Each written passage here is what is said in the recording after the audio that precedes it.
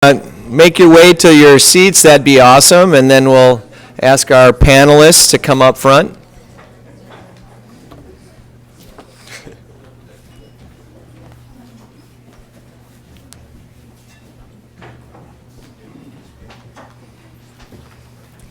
You guys got quiet fast.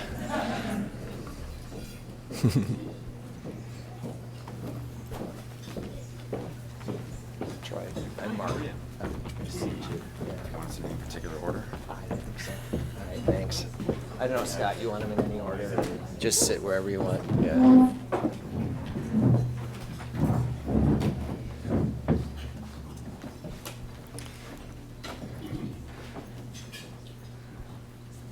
We have one more panelist way back in the room, heading his way up to front.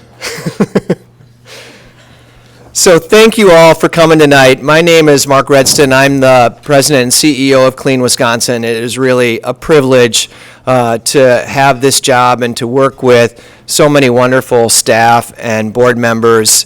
Thank you to the staff members who worked hard to pull this event off. And I just want to, on behalf of all of them, welcome you all to this discussion about Wisconsin's energy future. I just want to tell you how excited I am about tonight. First and foremost, we have an amazing collection of people here with a lot of experience, expertise, and these are people who are really helping to shape and change the clean energy future of Wisconsin. And so we're really lucky to hear from them and to I'm going to learn a lot, I think, and I'm just grateful for that. And I also want to say I'm really excited about Wisconsin's energy future right now. I feel like our clean energy future is bright. We had a change in leadership that is really making a difference and is prioritizing clean energy solutions. We have technology and economics that are coming and working in our favor to make these changes that we need to see happen possible. So for all of those reasons, for the people assembled here tonight, for the those of you here in this room, the staff and board, it's a great evening, I think. And so thank you for coming to Clean Wisconsin, and I'm going to turn the podium over to our Energy Program Director, Scott Blankman.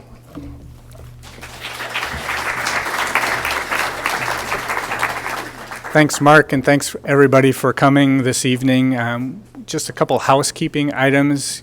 If you have questions over the course of the evening, we're going to raise your hand. We're going to be passing around note cards.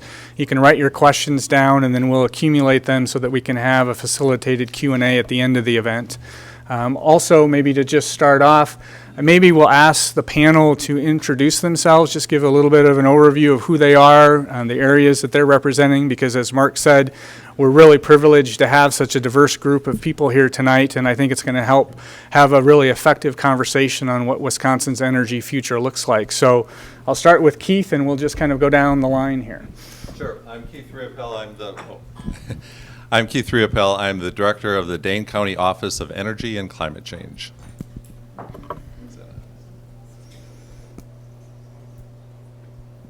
Hello.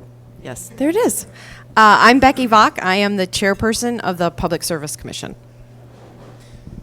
I'm Dan Litchfield. I'm Director of Renewable Development for Invenergy, and I develop wind and solar projects and battery storage projects in Wisconsin. I'm Troy Miller. I'm the head of North American sales for GE Energy Storage, and I also serve on the board of directors for the Energy Storage Association, a non-government organization based in Washington, D.C. All right. Turn the volume up at all? All right, we'll work.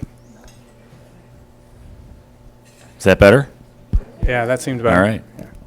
All right, so let's get started a little bit before we get into the panel, just kind of walking through a little bit of the history of where Wisconsin's at and why we're really excited about what the future looks like. So if we think about where Wisconsin has been, we've seen carbon emissions decline by roughly 22% since 2005, so that's a good downward trajectory. Certainly, progress along the way.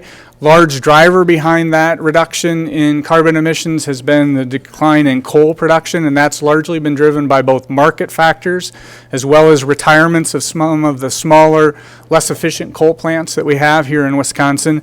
And we've seen a little bit of that be offset by some increase in natural gas production here in Wisconsin. So good progress along the way, but we have a long way to be able to go to get to 100% clean energy and carbon-free energy.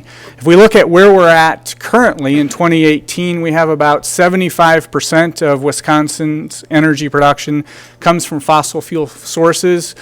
About half of that is coming from coal. The other third of that, 25% roughly, is coming from natural gas production. And then we've got wind and solar representing about 7%, and then nuclear in the state as well. And as Mark was talking earlier, we're really excited about what the future looks like in Wisconsin for a couple of factors. One, we had some recent approvals of some large solar projects, which Invenergy was a key component of that, and we'll be talking more about what solar looks like here in Wisconsin. But also, there's a significant amount of fossil fuel plants that are looking at retiring in the future, and some of those have already happened. Pleasant Prairie retired in 2018. We also saw Edgewater Unit 4 retire last year, and we're also seeing, based on the graph down at the below, there's another 600 megawatts of gas and coal plants scheduled for retirements, and that's continuing to change as we look forward. What's driving some of these fundamental changes that we're seeing here? We're seeing a significant decline in the cost of energy for solar and wind. If you look at order of magnitude, we've seen wind costs decrease by about 70% over the last decade. In that time period as well, solar costs have come down by 90%. And that's a significant decline, which is driving a lot of the economics that we're beginning to see now, where solar, wind, and storage are more competitive than what we see from fossil fuel technologies such as coal and gas. And that's leading to a huge influx of projects coming into Wisconsin. So if we take a look at the graph here, we have roughly 6,000 megawatts of solar projects that are being considered in the Mid-Continent Independent System Operator here in Wisconsin. Now, not all of these projects may come to fruition, but this is a sign of the tremendous amount of growth potential that exists with regards to renewable resources here in the state. We also have roughly 1,100 megawatts of wind projects that are currently at the queue within the Mid-Continent Independent System Operator, and we have roughly 400 megawatts of storage. So when we think about the change and the transition that Wisconsin is experiencing, we're seeing some significant movement in a favorable direction.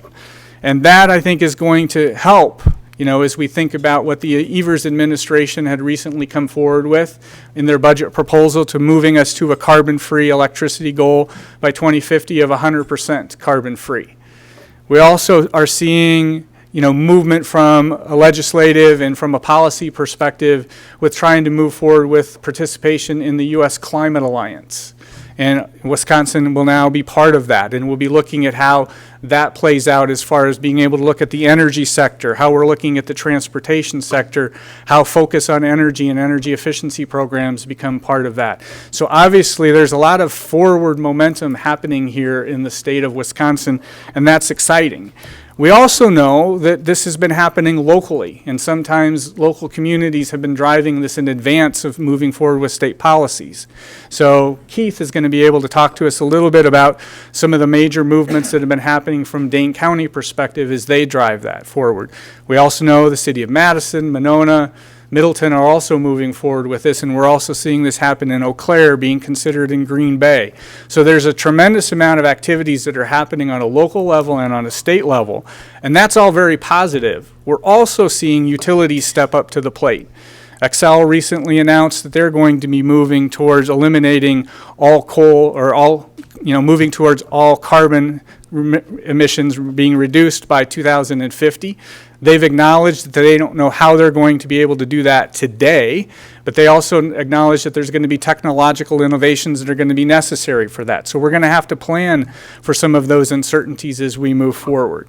We also know that in our local community here in Madison, MG&E recently announced that they're looking to get to carbon neutral electricity by 2050. So that's a significant progress from where we've historically been, and I think that's something that we can build off of. And as Mark said, we really are seeing this as an opportunity for the Midwest and Wisconsin to be part of a clean energy revolution. So as we think about the panel tonight, and as you're thinking about the questions that you might have, listen for what they have to say, because as we talk here, in a few minutes, each of the panel members are going to have about 5 minutes to kind of give their perspective on where Wisconsin's at, how they're seeing their business being influenced by what's happening across this country, be able to talk a little bit about what's happening here in the state of Wisconsin. So Dan will be able to help us understand some of the wind and solar projects that are happening in the state, perhaps also looking at how battery storage continues to come into play with that. Troy, being with GE, is going to be able to help us understand some of the major storage elements that are beginning to happen. And as we look at, solar and wind projects now being partnered with battery storage, energy storage technology, that helps firm up those resources, continuing to make them more cost competitive. Keith's going to give us a little bit of insight as to Dane County's journey and how he sees some of these trends beginning to impact, what Dane County is looking to accomplish. And Commissioner Vach is going to be able to help maybe shed some light as to how she sees the administration and the role of the Public Service Commission kind of help us, as we continue down this journey.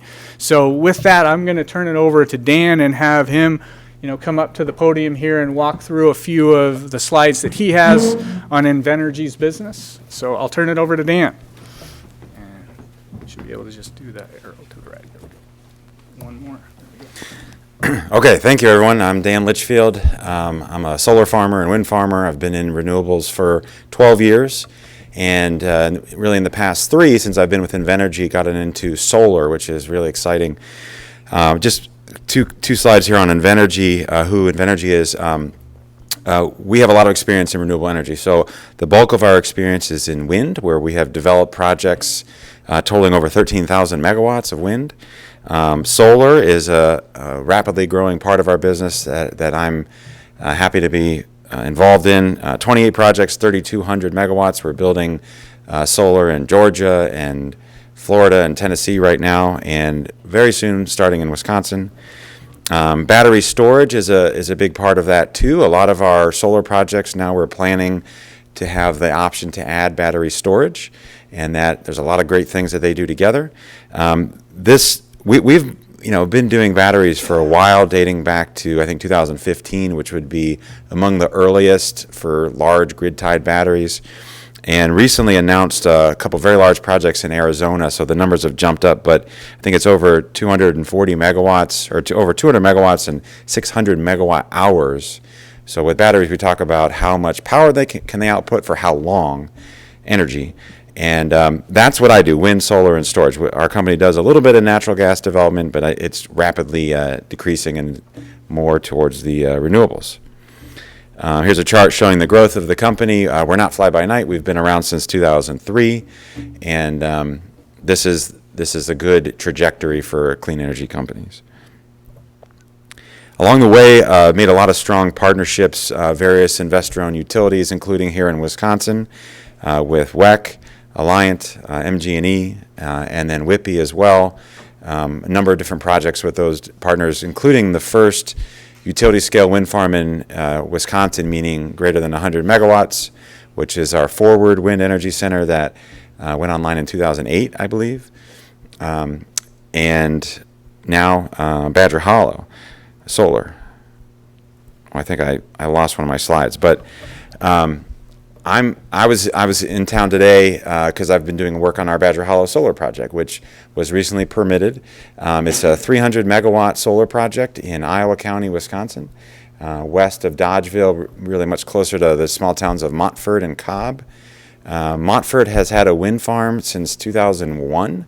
It's 30 megawatt Montford Wind Energy Center, interestingly developed by Enron, still operating just great. And I was there today meeting with some landowners. We are very excited. I'm very excited because I've been working on this project for 3 years, and we're approved, and we're going to start construction pretty soon. So we had a meeting yesterday with the 3 host townships and the county, fire departments, other emergency responders, and we're moving towards construction. So I wanted to talk a little bit about that, and then I can get into some generalities of what we see in the opportunity in Wisconsin with solar and other projects. But Badger Hollow is really been a fun project to work on. I've been very deeply involved in that since a first site visit in December 2016, and landowner negotiations through 2017. That was really an interesting activity of talking with farmers and saying, literally, since I was this tall, I've been taught to grow corn, and you want me to stop that and put solar panels in my field. That's crazy.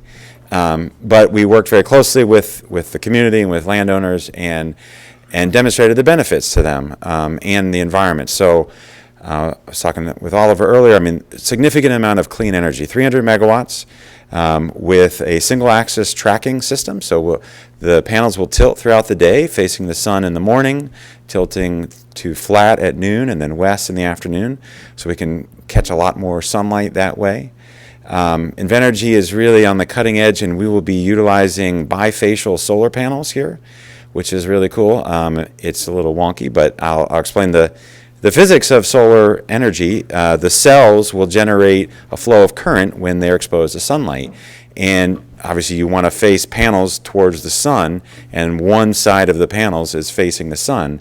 But there's some amount of solar energy that's reflected off the ground and hits the back. And bifacial panels allow you to generate that energy as well. And it's not a lot, but it's some, and particularly in northern climates like Wisconsin, in the winter when we have snow cover and the white snow reflects a lot more light, and that's an incremental boost in production. So the cost decline he showed earlier for solar, there's not one single reason, but there's a lot of different aspects that incrementally make these more efficient and cost effective. So 300 megawatts, enough power for about 77,000 average houses. It'll be on about 2,000 acres of farmland that we've leased. It'll use actually about 1 million solar panels, and our construction schedule plans to begin construction probably in September. The first phase will be installing the piles. In the permitting process we went through, which was very well participated in by the public, over 130 comments. What surprised me was the number one concern, quantity-wise, was strong weather. Like, what happens if you have a really big windstorm and the solar panels get ripped up? So I'm happy to say we've done a lot of geotechnical testing to understand exactly how strong that soil is and how deep it is. And so that's resulting in our steel pile installation. So we'll be installing about 75,000 steel piles, I-beams, 10 to 14 feet deep, starting in September. And we'll be done by Thanksgiving or early December, quit for the winter, and come back in the spring. Solar panels, racking systems, cables, everything else starts to come in the spring. And we expect half the project to be online fall of next year, and a second phase hopefully to follow 1 year right after that. So that's Badger Hollow, and I'm happy to answer more questions specifically about that. It's been a lot of fun to work on. We have a Facebook page, Badger Hollow Solar Farm. If you are on social media, check that out. We do regular posts, and it's a great medium to share information but also receive information and answer questions. So check that out, as well as our website, badgerhollowsolarfarm.com.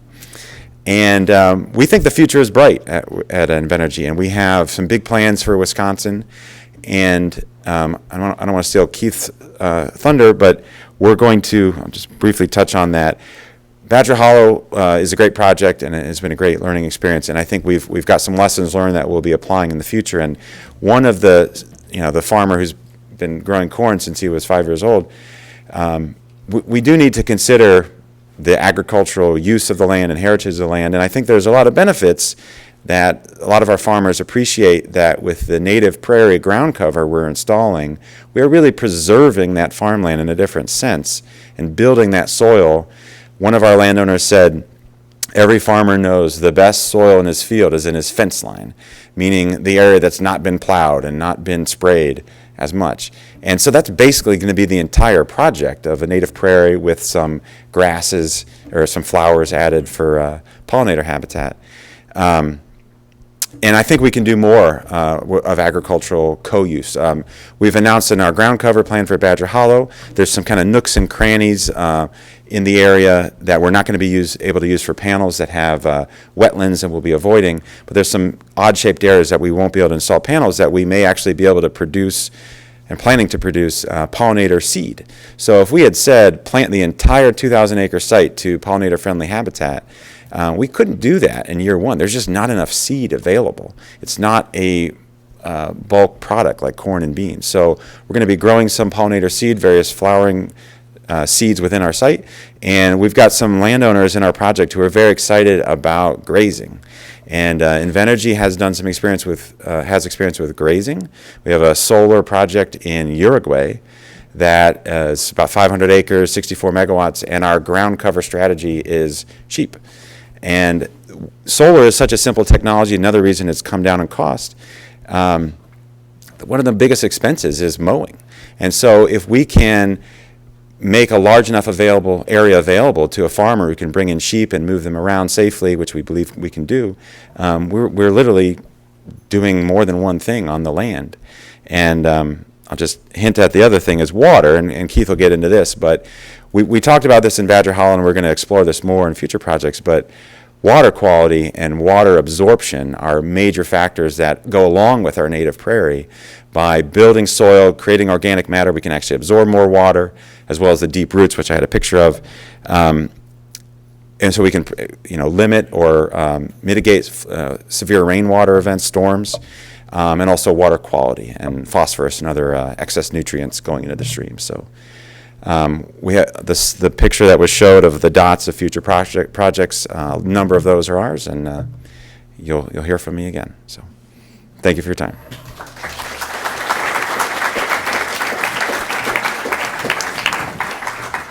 So as Dan's, highlighted, the future is really pretty bright when we look at what's happening here in Wisconsin, as costs continue to come down for a variety of reasons. And obviously one of the things that Dan also mentioned was, the increasing opportunity to use storage as a way to be able to firm up and provide more support for solar and wind with battery storage technology. So I'd like to have Troy come up from GE so he can talk a little bit about what GE's seeing happening in this space from an energy storage perspective. Thanks a lot. So I'm Troy Miller, head of North American sales. I don't know if you could hear me when I was talking before. So we work with Invenergy quite a bit. We're actually a supplier to them. We supply all their wind turbines and most of their gas turbines over the course of, it's a very, very great success story, the development that they've done here in Wisconsin and really across the U.S. It's great. So when he showed his slide of cost decreases, solar's come way down, wind has come way down. Storage wasn't on there, but energy storage over the last probably 5 years has come down by a factor of 5. So divide by 5 on the battery costs and the installed costs. And so it's really becoming a very cost-effective solution for an alternate to, traditional peaking power plants. What we've seen is there's some non-wires alternatives, so basically a way to ask for generation, and companies like Xcel Energy and APS have been able to receive bids from companies like Invenergy that actually has wind plus storage and solar plus storage at a lower cost per kilowatt hour than a traditional gas peaking power plant, which is a very exciting turn of events. And so what energy storage does is that it is a very flexible asset that allows you to store the energy, more or less, and firm up those outputs, because the sun doesn't always shine, especially here in Wisconsin. I don't know, when's summer coming? Tomorrow. All right, yeah. So the lake water is like 61 degrees or some ridiculous thing on the first day of summer, which seems like a punishment, actually. I'm not very happy about that. So I'll just talk a little bit. So we've been, this is an interesting font. This is wild. I wasn't that, but so we've got about 500 megawatt hours installed overall. We've been in energy storage for the last decade, been doing it since 2009, so really one of the industry pioneers. Some of the very first projects that we have done, we put a hybrid energy, what we call the enhanced gas turbine. So it's a gas turbine that operates with a battery. And so all the starts and stops, so typically if you have a peaking power plant, it starts and stops a lot as the energy comes and goes. And the most inefficient operation of a generator is when it's starting and stopping and operating at less than 100% output. And so when you couple that with an energy storage system, in this case lithium-ion batteries, you're actually able to take all the starts and stops away from the system and reduce greenhouse gas emissions and reduce fuel consumption and have a much more efficient overall system. And so what energy storage can do is it can take out these stranded assets and make all types of generation more efficient. It's very exciting. And so the reservoir storage unit is what we're coming out with right now. It has about 4 megawatt hours in a 20-foot ISO container. And so just to give you some perspective, about 5 years ago, you could fit 1 megawatt hour, or maybe 1.3, in a 40-foot ISO container. And so 4 times as much energy in half the box size. So it's really, there's been very tremendous improvements in the energy density and the technology from a lithium-ion battery side. And so in this particular output, we're focusing a lot of our energy and a lot of our efforts on hybridizing either existing generation or new generation. So Badger Hollow, for instance, could very well put energy storage on the output and make it a more what they call dispatchable resource. And so you could firm up the output of the energy and provide that 300 megawatts of output for a more predictable and a longer amount of time. So this is a particular project that we have going on right now in upstate New York. It is a DC coupled energy storage plus PV system, and all the photovoltaic systems that are out, you make energy what's called a DC current, direct current. And so all the grid operates at AC current, and so you have to put an inverter in there to transform DC current into AC current. And the reservoir can be connected either at DC or on the AC side. And in this particular case, it's connected on the DC side, so you have one less inverter and it's a more efficient system.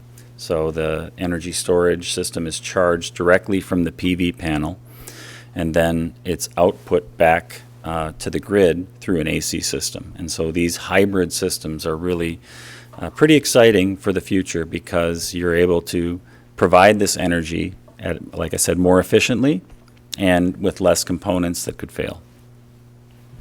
In this case, it's 2 5 megawatt, 20 megawatt hour systems coupled with a 5 megawatt, 2 5 megawatt PV systems. And so there is 4 hours of discharge coupled with that 5 megawatt PV system that are, in addition to providing energy, it's doing ancillary services like spinning reserve, capacity firming, and frequency regulation.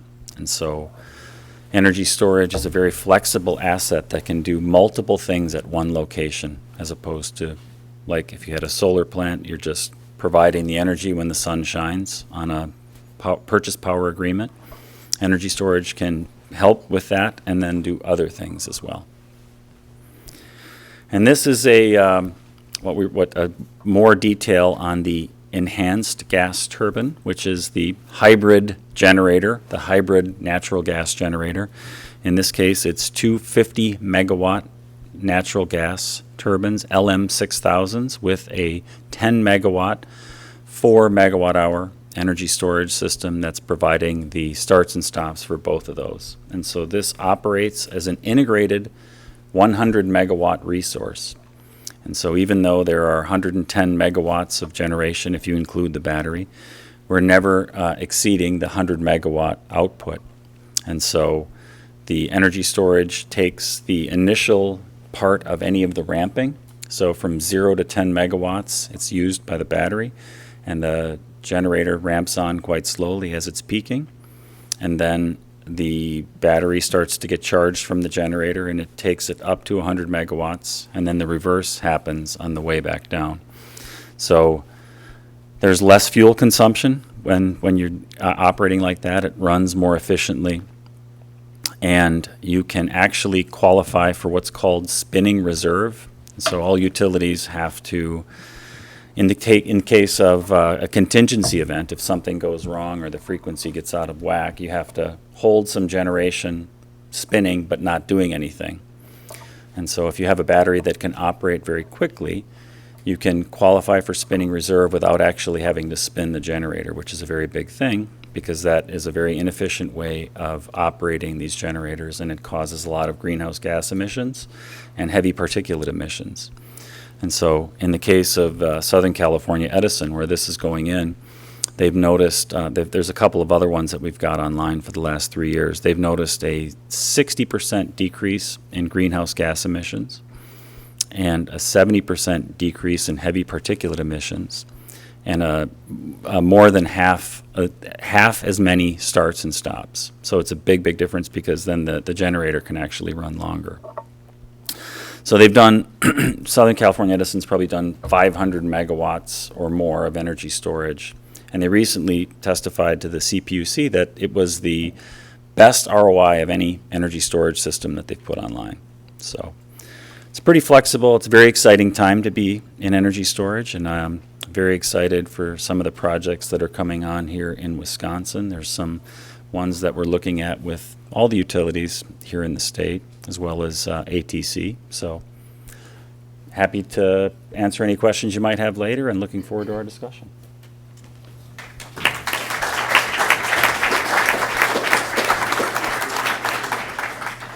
Thank you, Troy. So as he mentioned, obviously energy storage is playing an increasingly critical role in a lot of the transition. So as we talk about, some of those early slides that we're talking about more solar and wind coming into the Wisconsin environment, also seeing a number of gas and coal plants continuing to retire. Those gas and coal plants used to provide some of these services, ancillary services that Troy was alluding to. Now that energy storage or battery storage can apply those and be partnered with solar and wind, it increases, the overall competitiveness of those resources. So again, an opportunity to be able to continue to see, strong progress here.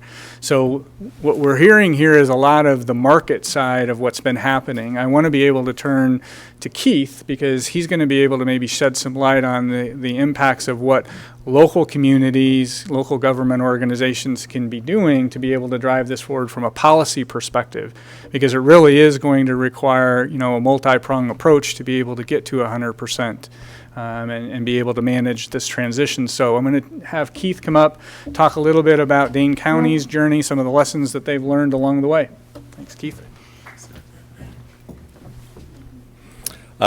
Thank you, Scott. And I first want to thank Clean Wisconsin for inviting me here. I greatly appreciate this opportunity. And I especially want to thank all of you for coming and joining us. It's a great crowd and great to see. Again, I'm Keith Riopel, Director of Dane County Office of Energy and Climate Change.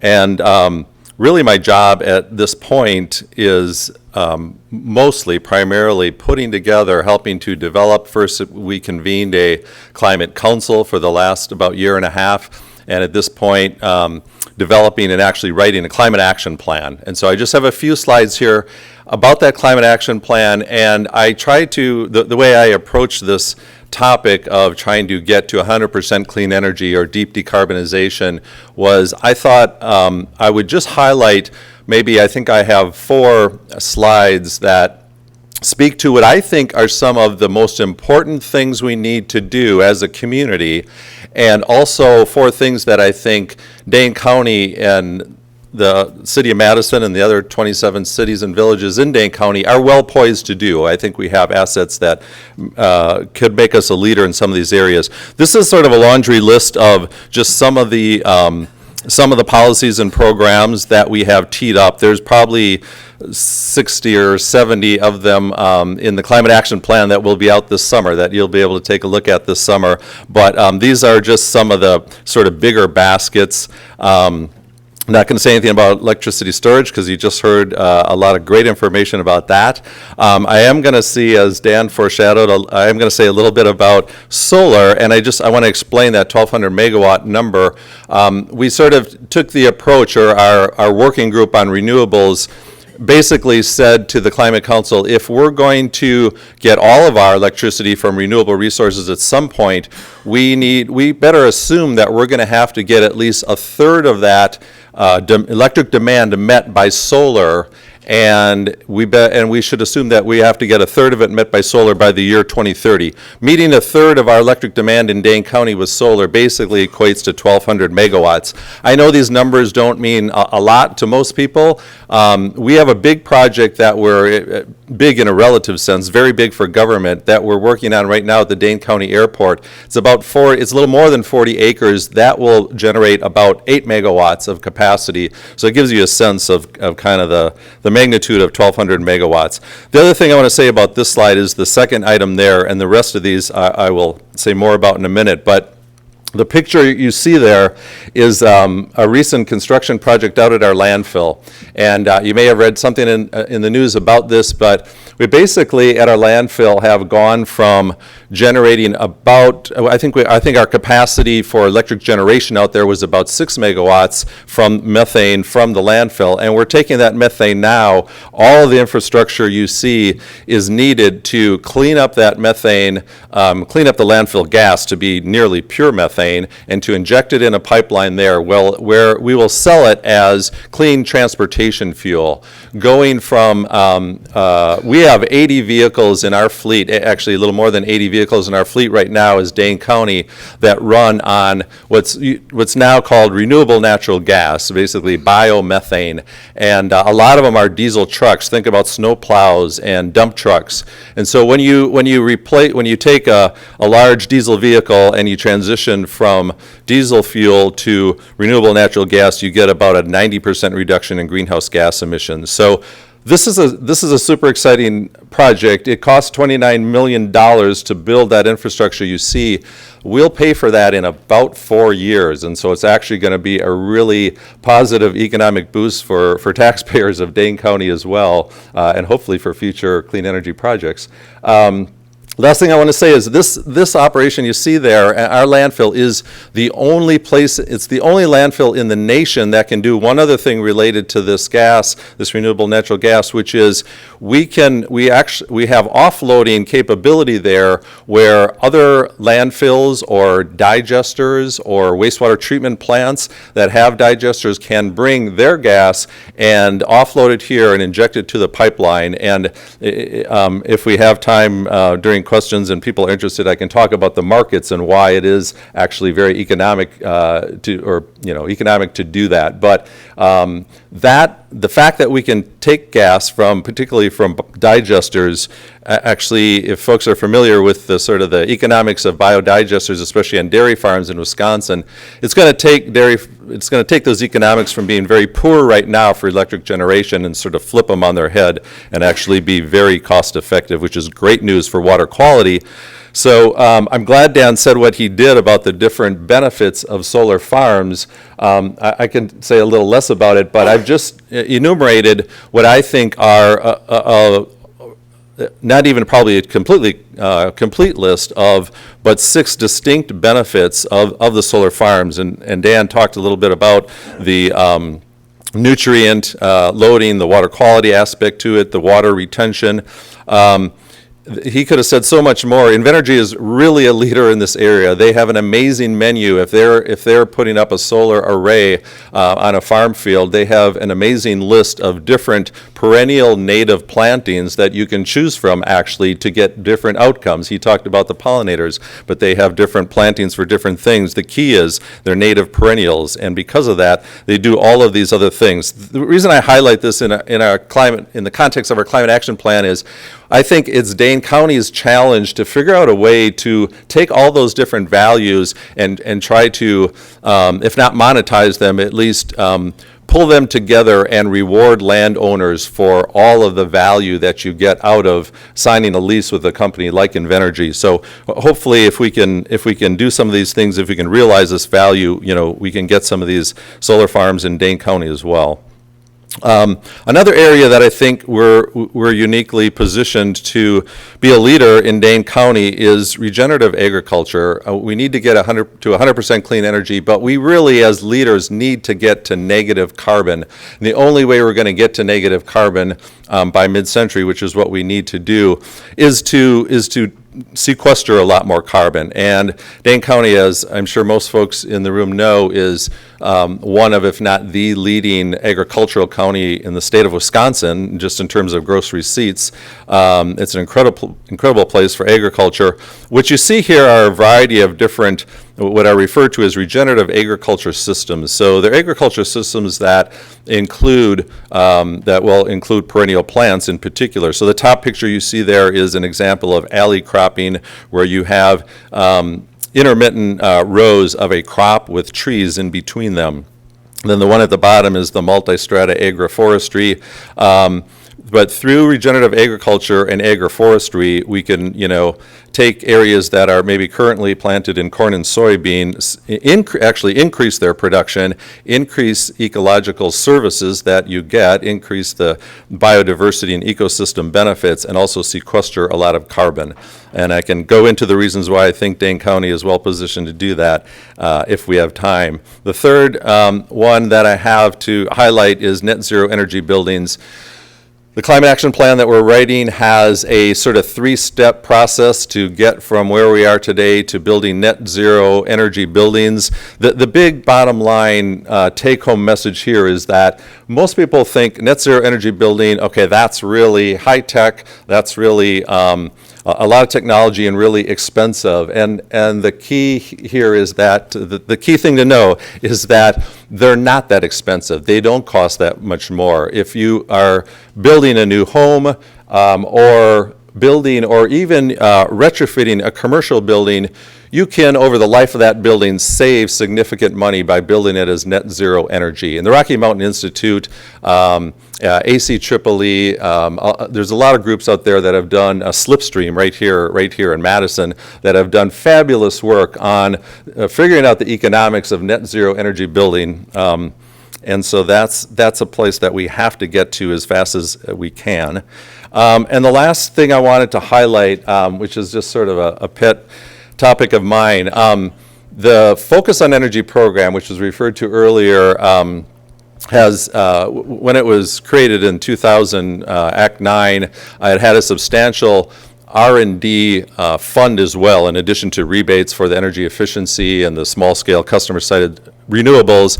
It also gave out grants for R&D, R&D for renewable energy, R&D for energy efficiency, even for environmental impacts. I think it's really important to have a focus on research and development for climate solutions, and one of the recommendations that we'll have in our climate action plan is to create a fund at the county level.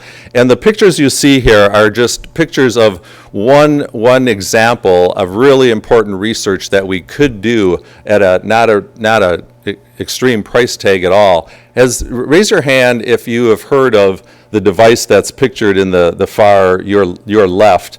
It's called Well-Intel. Has anybody heard of Well-Intel, that device? Okay, a couple of folks. Great. So it's a fascinating device. What you see in the left side there is a rural well, a homeowner's well.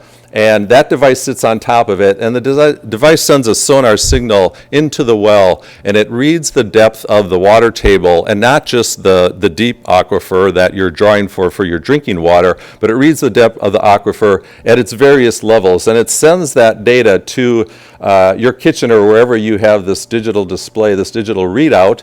You have one in your home, and it also sends that signal to somebody who's keeping data for research purposes, for scientific reasons. So here in Dane County, it could be, it's probably be somebody at the UW. It might be Ken Potter, for those of you who know Ken Potter. It might be Ken Bradbury, for folks who know Ken Bradbury.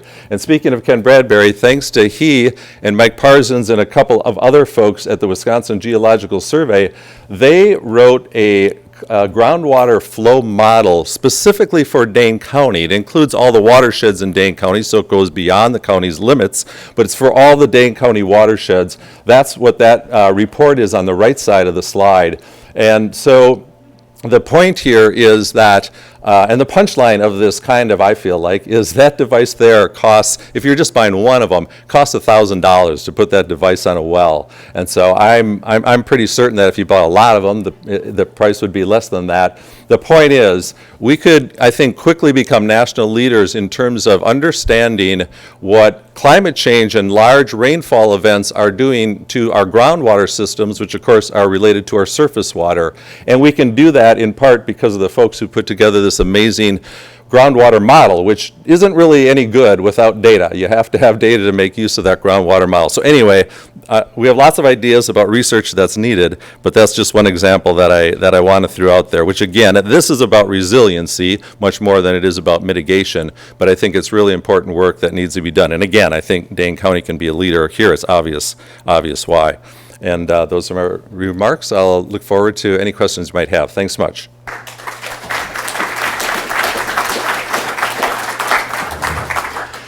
Thanks, Keith. So as you've listened to the first three panel participants, I think it's fair to say that the energy sector and other areas of agriculture and other parts of our economy are in a state of significant amount of change. Technology continues to evolve. It's evolving quickly. And one of the people that has the unenviable role, perhaps, or a very challenging role, is how do you manage an environment and a sector that's going through some really structural changes, retiring coal plants, seeing a significant amount of renewable resources coming in, new technologies. Customers are becoming more engaged. I think, as Dan had alluded to earlier, they're a key driver behind some of the projects that are happening as more and more businesses want to have sustainability goals. And Commissioner Vach has the enviable role of trying to manage that through her role in the Public Service Commission. So I'd like her to come up and maybe share a few thoughts on how she sees the PSC and the Evers administration helping to manage and channel this as we think about getting to 100% carbon-free energy, also looking at some of the changes of participating in the U.S. Climate Alliance, because the sector is going through some revolutionary changes. So with that.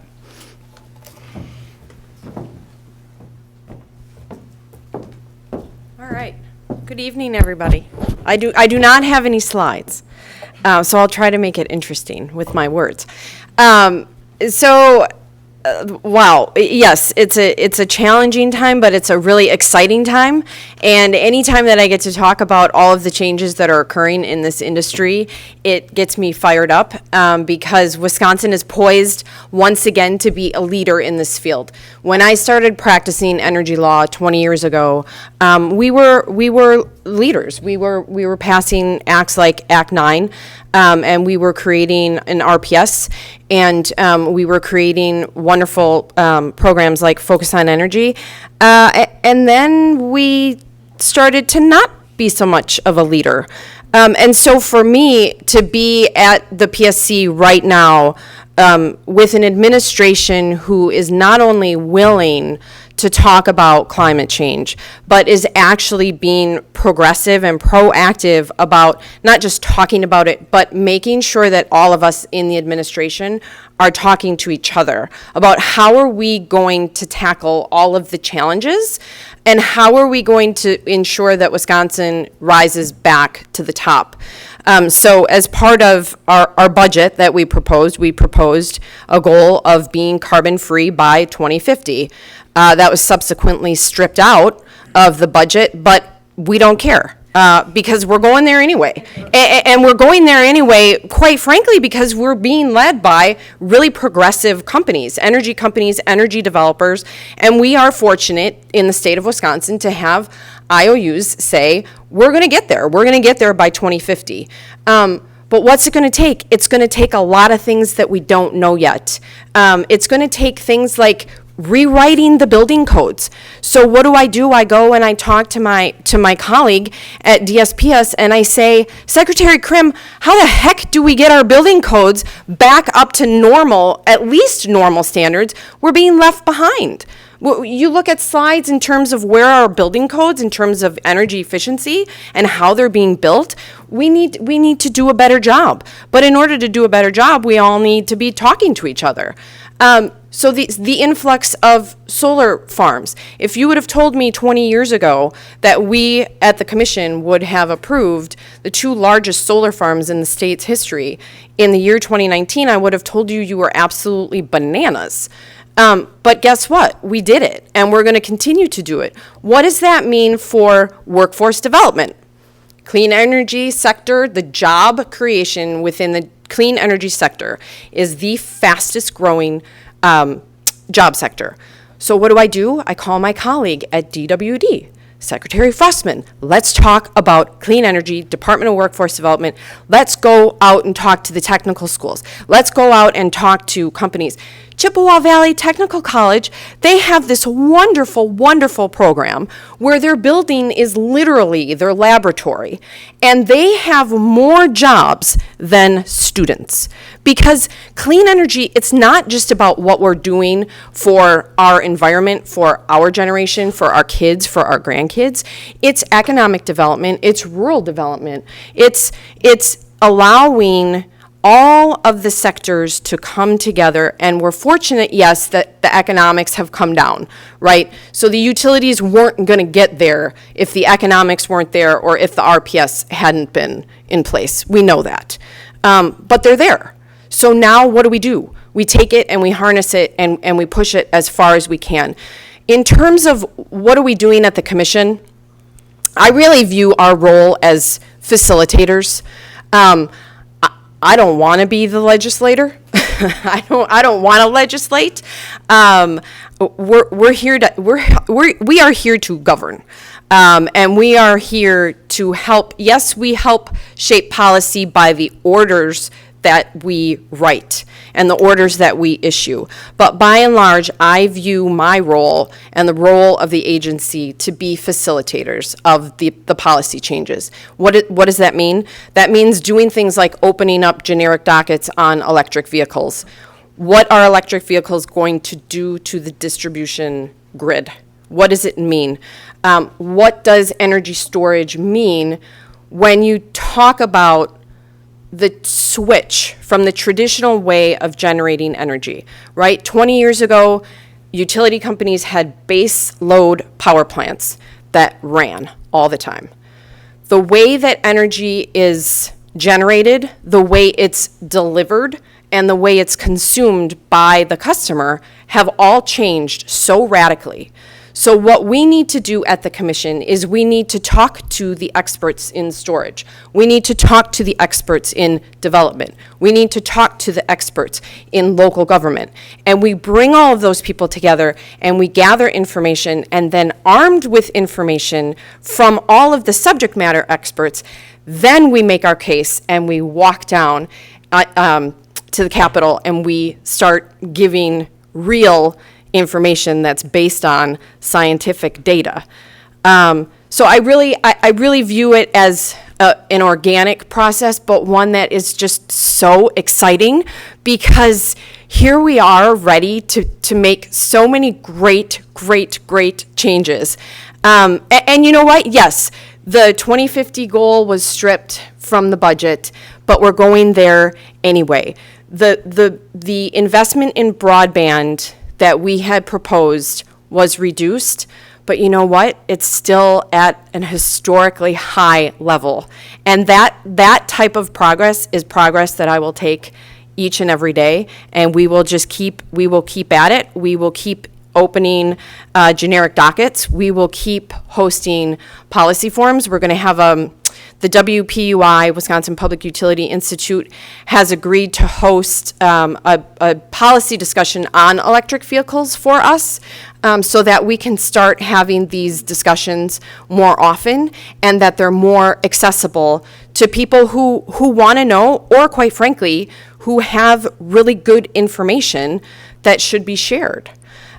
So as I look to how we're going to make this transition to the new clean energy economy, it's exciting, it's a little daunting, but there are also so many options in front of us. And I don't believe in ever taking any possibility off the table. I won't dismiss it out of hand, because I think we have to talk about sequestration. We can't just talk about, okay, well, we're not going to emit anymore. What are we going to do with what's already been emitted? How are we going to sequester? Where does energy efficiency play a role? We might have to look outside the state, right? I mean, I don't know if we can host the capacity that we will need to meet load in the future if we're not open to looking at what's going on in our neighboring states. So it's certainly a challenge, but it's a challenge that I've gladly accepted. And I look forward to more discussions and to more investigations and to putting Wisconsin back where it belongs, and that is at the top of the leaderboard. So thanks for having me.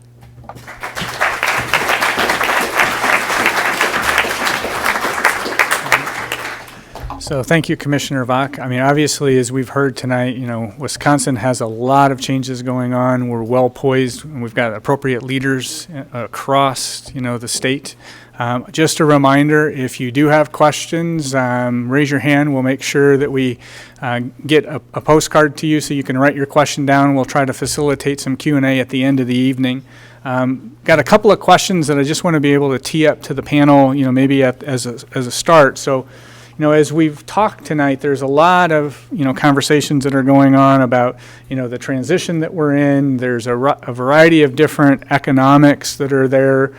We get into a little bit of this R&D and the fact that technology is continuing to evolve. And obviously, you've got this intersection between policies and technology and how you manage. I'm curious from a panel perspective, if we think about, what's important for Wisconsin on a go-forward basis, what are some of the critical elements that, all of you have seen? And it doesn't have to be isolated to Wisconsin right now. I mean, for those of you that are on the development side, you guys have seen a lot of things happening in other states, and I'd be interested in, how we learn from what's happening in other states. What are some of those where other states are perhaps ahead of us, as Commissioner Vach said, and how does that perhaps serve as a catalyst for Wisconsin to move forward and assume a leadership role going forward? So open it up, for more of a conversation, at the with our panelists. Sure. Can you hear me all right? All right. First, I was remiss to say thank you to everyone who's here listening. I'm happy to talk renewable energy with even smaller groups, and thank you to Clean Wisconsin for putting this together and their support in our permitting. I didn't mention this earlier, but I lead the renewable development work for Invenergy in Wisconsin, Minnesota, the Dakotas, and a little bit of Iowa. So I do have a multi-state perspective, and I used to, before Invenergy, I worked more in the eastern Midwest, Illinois, Indiana, Michigan, and in particularly Ohio. And I'm from Ohio. So with Wisconsin, I think two things that I like a lot: regulatory certainty. There's a statutory timeline for an approval. We invest a lot of money in planning projects, and we don't make any money unless they can go forward. So having some certainty on what the process will be and how long it will take is very important. I recently concluded work on a wind project in Minnesota that took just a little shy of 2 years from application to clearing, getting the permit and clearing reconsideration. It was a clunky process, quite frankly. Badger Hollow was, from application to that, it was about 11 months, so that's pretty good. On the other hand, my Minnesota project also goes into Iowa. Invenergy has done a tremendous amount of wind development in Iowa, and Iowa is number 2 in the nation for installed wind capacity. I think, I've lost track, there's over 6,000 megawatts installed probably, and Invenergy has done a good chunk of that. But a lot of the counties we work in Iowa are unzoned. I mean, we need federal permitting for the height of the turbines and wildlife research, but there's no permitting process, and that's literally an extreme, but that's nice. And another thing is different is transmission. So one of the long lead times for our projects is requesting a connection to the grid and the studies that go through that. So I have a wind project in eastern South Dakota, super windy, great spot for wind development. But the process of applying to connect to the grid and then studies, and that's now a 2.5 year process, give or take. And projects like that are in more remote areas are looking at massive upgrades to get their power from a windy remote area to load, to people. So I'm kind of sitting on 2 parts of the Midwest. In Wisconsin, the eastern part of the MISO region, there's load. I mean, we've got projects. Badger Hollow is only an hour away from here. So being able to get our power to the demand, I think, is a big advantage that Wisconsin has, and I think one reason we see a lot of opportunity here. So I would speak to what other states have done a little bit. So California kind of saw that they incentivized some development. There's really good sun resource there, and they saw that they were going to have a significant problem with overgeneration in the middle of the day, causing what they're calling the duck curve. And so basically in the evening, after the sun goes down, there's 25 gigawatts of generation required. In the middle of the day, there were 12 gigawatts of generation required. And so they took the step to see that without some means of storage for resource adequacy, they weren't going to get there, and there was going to be a real problem going forward. So they created some mandates that started about 5 years ago, where they were requiring the investor-owned utilities in the state of California to install 1.3 gigawatts of energy storage. And that sort of kicked off all the development that's happened in California. And it's serving the purpose of taking care of that duck curve and the overgeneration that's associated with that. So as you retire larger coal plants and larger natural gas plants, what happens is you lose what's called inertia in the system. And so instantaneous changes in voltage cause a very big ripple effect. It doesn't have, it's like a big pool of water, more or less. And as you take this inertia out, you have less water in the pool, and it can't handle these instantaneous changes as well. And so you have to put in things like storage to be able to ensure that you have a grid that is stable and functioning well. So mandates, in some cases, have helped, and then creating incentive programs that are on par with, the production tax credit on a federal level from the wind side, and the investment tax credit really does drive a lot of, because it kind of guarantees a level of investment return for developers that gets it to be a little bit more equal with some of the others heavily subsidized forms of generation, I would say. So those are 2 things that I've seen elsewhere.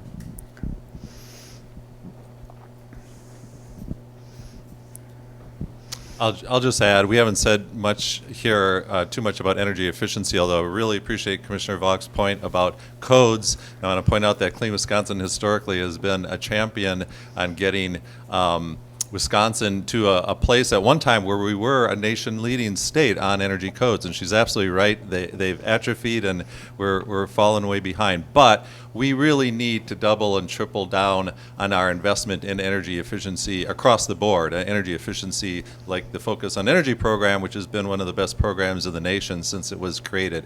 And so that's just another thing. We see that happening in other states. We see that happening in other municipalities. Just look across our border to the south. Illinois has much more aggressive energy efficiency investments than we do, and that should be embarrassing, and we should do much better.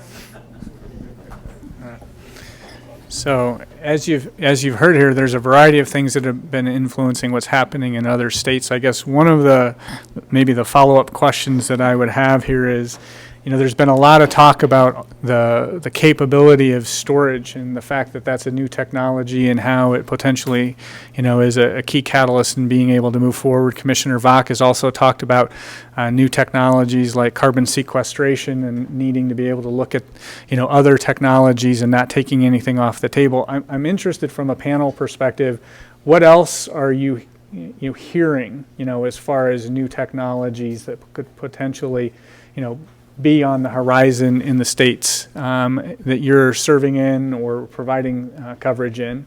And I think one of the reasons why I bring that up is Xcel Energy and both MG&E in their announcements mentioned that they're not entirely sure, how they're going to be able to get to 100%. There is going to be a transition, and I think R&D is something that you traditionally don't associate with the energy sector other than on maybe turbines and more efficient plants, et cetera. So I'm just kind of curious, Keith, you guys have done a number of innovative things to be able to look at ways to be able to reduce carbon emissions. What sort of other things might be on the horizon that are perhaps being considered in the energy sector?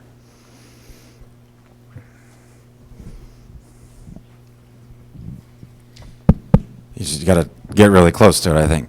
I didn't talk about wind much, but there's some innovation in wind. I do a lot of wind development still, mostly solar nowadays, but we are actually looking to do some wind development in Wisconsin. It's just not as windy as the western part of the Midwest, so we're picking a particular spot. But there is technological innovation in wind turbines. The physics of wind energy are a lot more specific to the local fuel source, meaning the wind speed. It's actually an exponential function of how windy it is. It's not the same with sun. So it's much more site-specific of where you put your wind turbines.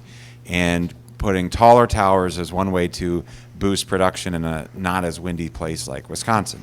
So we're seeing some innovation in that, and we're moving towards a lot of the Midwest where I work, flat areas are divided on sections, 1 square mile, one road every mile. And so we're moving to an area where there's wind turbine models that their natural spacing distance between them allows for them to be like right in the middle of a square mile. And there's advantages to doing that because when they're generally in rural areas where I work, houses are along the sides of these roads, and if we can put wind turbines in the middle away from the houses, that makes people happier. And so we're looking at taller turbines, but fewer of them, and further away from homes, and I think that should hopefully increase community acceptance. And when we can build 4 megawatt turbines and build 25 turbines to have a 100 megawatt project instead of 50 turbines that are 2 megawatts each, that reduces the cost and improves the cost effectiveness. Yeah, so there are, GE is coming out with a Halide, which is a 12 megawatt offshore wind turbine, and there's some developments that are being done in onshore wind as well. But specifically for some of the technologies that are affecting the energy sector is the transition to electric vehicles and autonomous cars, I think is going to happen quicker than people imagine, I would say.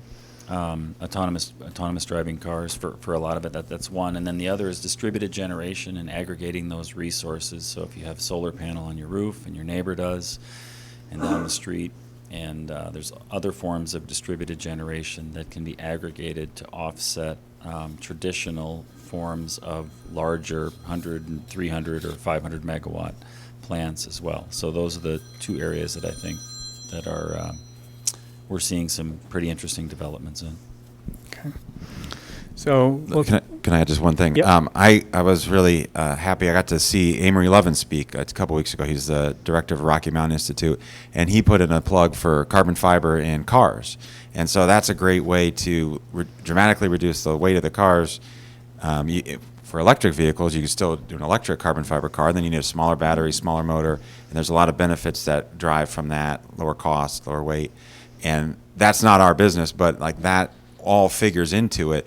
We're going to keep building as many solar projects and wind projects as we can, and we see a lot of opportunity as we see more vehicles get electrified, and that's all part of it. So maybe just an opportunity for build off one of the things that Troy brought up with regards to the electrification of the transportation sector and electric vehicles. Commissioner Vach, would you mind maybe just talking at a very high level about the notice of inquiry that came out with the electrification and the EV docket that the commission currently has with regards to that? Yep. So we issued a notice and we requested comments, and we actually requested very specific comments on particular questions. And we've received a number of comments from a lot of interested parties, and we are in the process of compiling all of that information. And then we're going to host a policy discussion in September at WPUI to talk about some of the information that we found out. And really, we want it to be a collaborative process where we sift through the information that we receive, and then we work together to figure out, okay, well, what next? Where do we take this information, and does it mean that we go to a rulemaking? Does it mean that we just have listening sessions with the legislature? We haven't decided exactly what we're going to do with it yet, but we definitely want to get it more publicly available. Good. So Keith, one of the questions that came from the audience is, it's fantastic to hear about the low carbon generation here in Dane County. Could you talk a little about any new residential energy conservation programs that are in development, and perhaps how the county is looking at the whole deep decarbonization, perhaps from an equity perspective, through that equity lens? Yes, thank you for that question. So one of the recommendations in our climate action plan is for a Dane County specific energy efficiency program. And there's our work group on energy efficiency has given the council and my office a lot of input and ideas. To make a really long story short, some of the key concepts are, number one, potentially using the notion of energy guides. But the key about being able to do an energy efficiency program at the county level is that we believe that we can do, you may have heard of direct install programs. We believe we can kind of direct market. In other words, Focus on Energy has, at this point, about $92 million in it, and that's not very much money to cover the state of Wisconsin. It's not much at all. So all they can do is advertise and hope people come to them. At the county level, we believe that we can go to people. We can knock on doors, so to speak. And one of the key concepts is we don't want to do that 6 times for energy efficiency and renewable energy and alternative, cleaner transportation alternatives and that sort of thing. So one concept is to really have a holistic approach and to talk to people and businesses about not just energy efficiency in their home, but other clean energy alternatives that they can take advantage of, and connect them with sources of funding and expertise to be able to take advantage of that. The other thing I'll say about it is we looked at all of the different sectors, from heavy industry to low-income housing, and there are certain sectors that we're going to prioritize, and low-income multifamily housing is really at the top of the list. We have, in coming up with our climate action plan, equity and justice was one of our key principles. That think of it as a lens that we look through for every recommendation that we made, and energy efficiency is a really good example of it. So we're going to be engaging landlords, we're going to be engaging tenants specifically in low-income housing. And I'll just mention one other thing about that's not exactly part of the energy efficiency program we're in the process of developing, but Dane County gives grants every year for affordable housing. So last year we gave out, I think, about $4 million or so for about 7 or 8 projects. This year I think we have an RFP out there, I think, with about $6 or $7 million in it. And this year, for the first time, we're putting extra funding in for any proposals we get that include solar energy. We'll give them a bigger grant, and it's the first year we're doing that. We'll play around with the amount. It's a $50,000 kind of bonus, but we want to eventually get to net zero energy buildings, including for affordable housing. And so, yeah, thank you very much for the question. All right. So we'll have time for one more question because I know we have a number of our participants who have a long travel ahead of them. So we want to be sensitive to them. And again, thank you for them for coming. One of the questions was, what are some of and I'll paraphrase a bit, what are some of the problems or challenges associated with solar or renewable generation? And maybe I'll take a first attempt at trying to respond to that at a very high level, and then maybe have the panelists talk a little bit in more detail of some of the things that are being done. But I just want to remind everyone that, you commonly hear that the sun doesn't always shine and the wind doesn't always blow. And that's true. At the same time, when we think about reliability from a fossil fuel perspective, from a gas plant or from a coal plant perspective, they're off at times for forced outages. They're supposed to be running and they have a mechanical failure. And I think, that was alluded to a little bit earlier tonight. So they come offline, and that creates disruptions, in the marketplace. They also will have to go through periodic repairs, to be able to have scheduled outages. So when we think about, fossil fuel, it's not always running 24 hours a day, 7 days a week, 365 days a year. So when we're looking at how we manage this transition, I think some of the benefits that we have with, the new technologies that we have out there is it provides us a lot of diversity to be able to operate from. So maybe from a panelist perspective with Troy and Dan, maybe talk a little bit about some of the benefits as you see of solar and wind partnered with storage, and how that alleviates some of that reliability sort of concern that everyone traditionally is used to. Because let's face it, we all turn on the lights in the morning and plug in our computer, and the electricity is just there. And there's a lot that happens to be able to make that occur, and new technology perhaps can be even more reliable as we think about some of the transitions that are in. So I'm interested in maybe some of our independent developers' perspectives on how this might look in the future. That's a good one. So I'll leave the storage to Troy, but I'll talk about two things. One, distribution of mechanical risk. So you could have a large central power plant, one thing goes wrong in the generator and the whole plant's offline. With a wind farm, let's say we have 100 wind turbines and one of them gearbox breaks. Well, 99 of the turbines are still running. So we distribute that mechanical risk across a number of different pieces of equipment and also spread out over an area. Same thing with solar, but an advantage of solar is underappreciated, but our customers are picking up on it, is in the industry jargon we call it capacity, which means basically the ability to generate energy when it's needed. And quite obviously we generate power when it's sunny, and that's generally when people are active and power demand is there. Not necessarily the peak. He was talking about the duck curve, and batteries can help in that. But what our customers see value from our project is not just the creation of energy, but the creation of energy when it's needed, and that's called capacity. And they actually can sell that into the market, the ability to generate power when it's needed, and that's a big difference between solar and wind. We're seeing much higher capacity factors for wind. A lot of our really good sites are 40 to 50% or even more net capacity factor. Solar's in the mid-20s, but it's the opposite when it comes to capacity, where solar has a much higher capacity value, and there's a big advantage to that.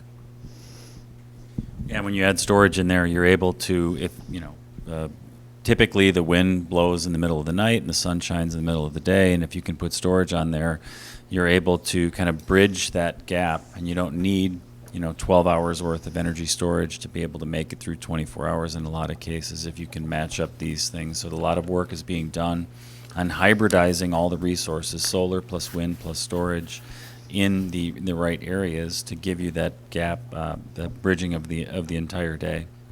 And so, I think that pretty much all renewables as we move forward will probably have some sort of energy storage associated with it, because it's just the nature of the grid, especially as we start to retire more and more assets. I think storage, the prices are coming down.